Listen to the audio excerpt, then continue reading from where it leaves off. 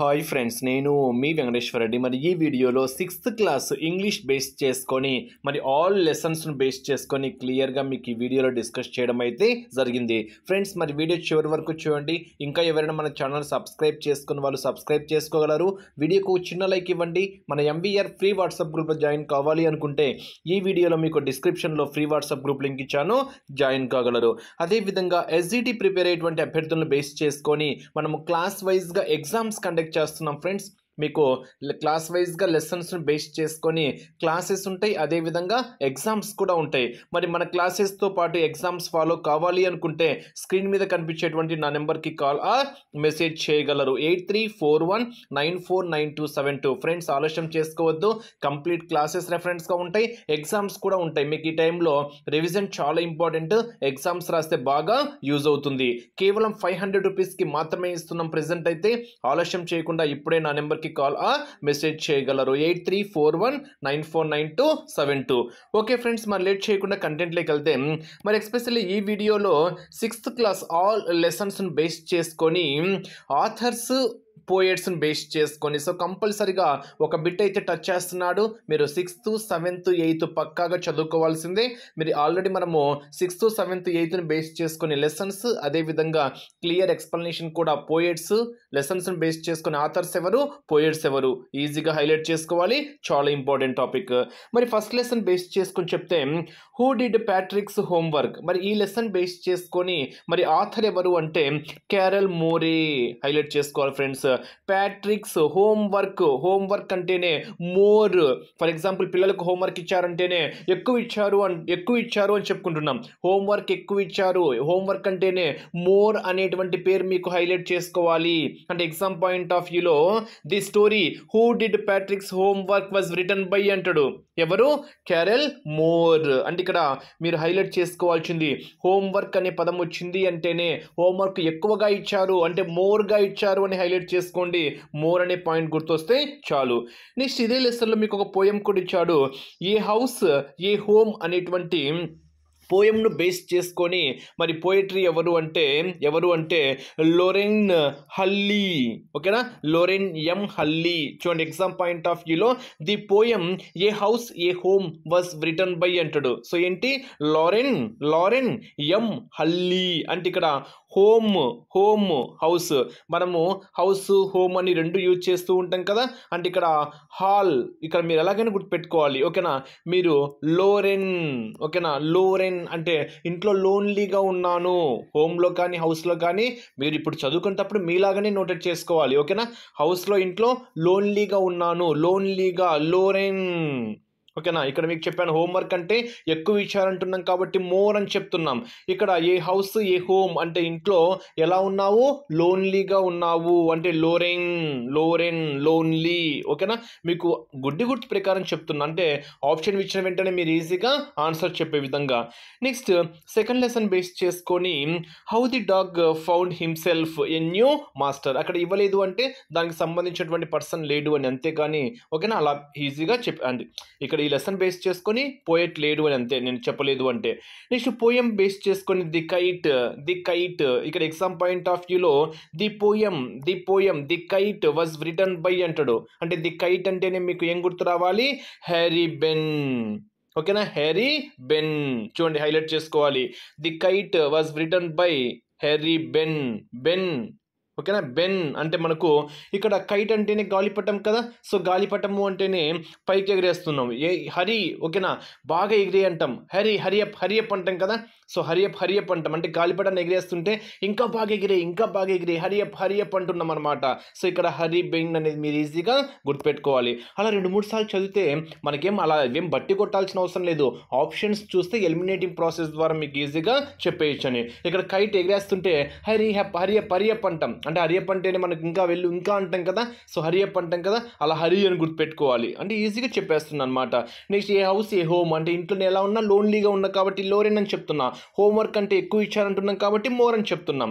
Next ఇక్కడ supplementary reader కూడా ఇచ్చాడు. ఇక్కడ ఒక్కసారి అబ్జర్వ్ చేస్తే సప్లిమెంటరీ రీడర్లో ది ఫ్రెండ్లీ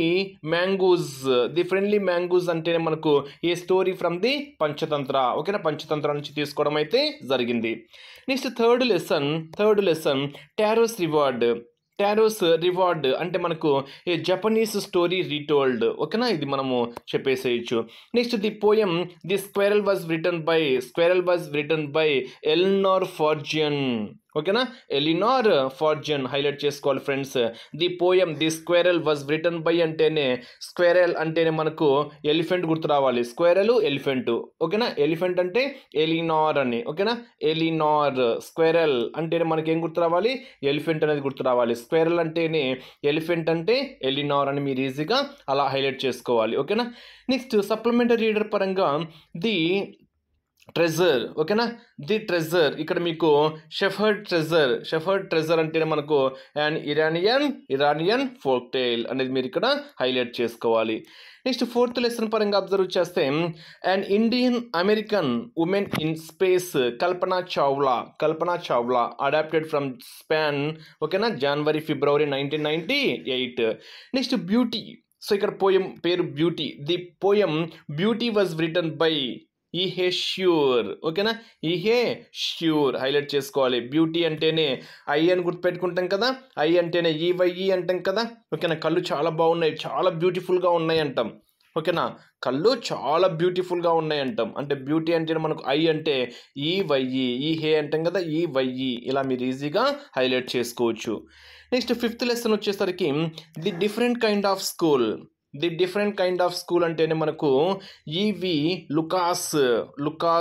ఓకేనా, మీరు హైలైట్ చేసుకోవాలి. ఓకేనా, పోయం వచ్చేసరికి wear do all the teachers go అనేటువంటి పోయంని రాసిన వారు ఓకేనా పీటర్ డిక్సన్.